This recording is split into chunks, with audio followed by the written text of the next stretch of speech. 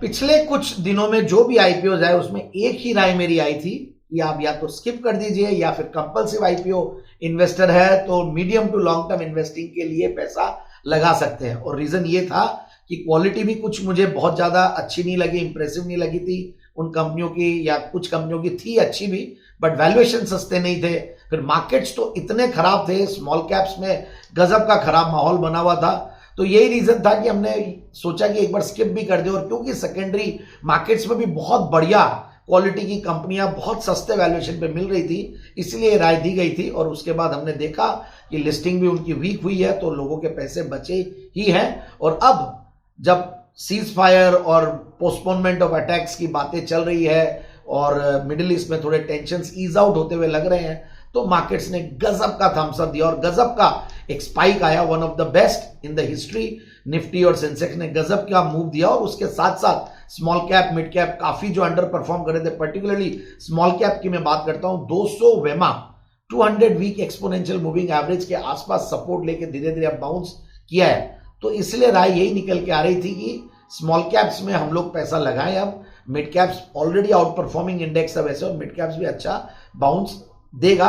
और आगे अच्छा परफॉर्म भी करेगा, ऐसा हमारा मानना है। बट एनीवेज बात कर रहे हैं हम एक आईपीओ की, और आज एक आईपीओ खुला था ओम पावर ट्रांसमिशन लिमिटेड, एक बेहतरीन फंडामेंटल वाली कंपनी। मैं यही बोलूंगा, फंडामेंटल मुझे इसलिए अच्छी लगी क्योंकि इसमें ऑर्डर बुक बहुत बढ़िया है। तो कंपनी देखिए 14-15 साल पुरानी कंपनी है, और बेहतरीन एक और चीज है इस कंपनी के साथ, इसका जो सेक्टर है पावर एंसिलरी अब बहुत ज्यादा पावरफुल और हॉट सेक्टर हो चुका है, और सरकार भी काफी अब इसके ऊपर ध्यान और भी देगी और बहुत सारे इनिशिएटिव्स और इंसेंटिव्स इस सेक्टर के लिए लाएगी।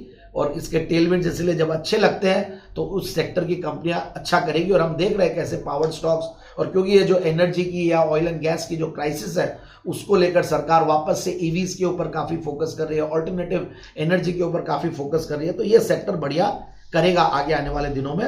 तो बेसिकली कंपनी है EPC contractor power transmission infra segment की कंपनी है, और एक्चुअली ये जो एग्जीक्यूशन करती है high voltage extra high voltage transmission line, substations, underground cabling projects, ये सब टर्न की बेसिस पे लगाती है।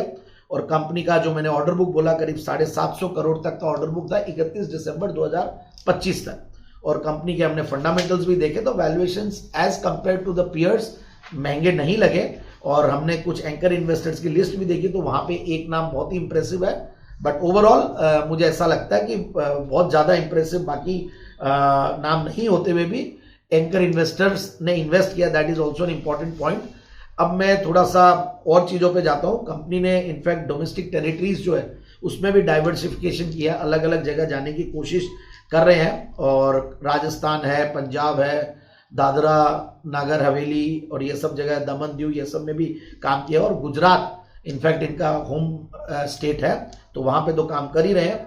और कुछ बिजनेस वर्टिकल्स भी और क्लाइंट बेस भी अच्छे हैं, इनफैक्ट क्लाइंट बेस में काफी सारे पब्लिक सेक्टर अंडरटेकिंग्स जो कि इनके क्लाइंट बेस में आते हैं।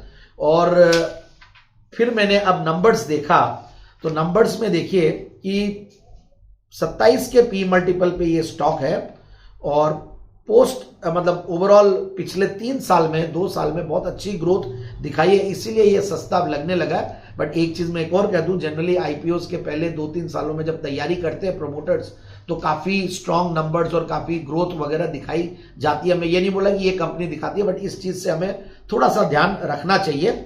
और मैं फिर देख रहा था price to book value multiple भी, तो यहाँ पे भी इनफैक्ट सस्ता है। और 31 दिसंबर 2025 9 महीने का अगर इनका प्रॉफिट्स देखें तो FY25 में पूरे साल में अगर 22 करोड़ का पैट था तो इसमें 9 महीने में 23 करोड़ 23.5 करोड़ का पैट है।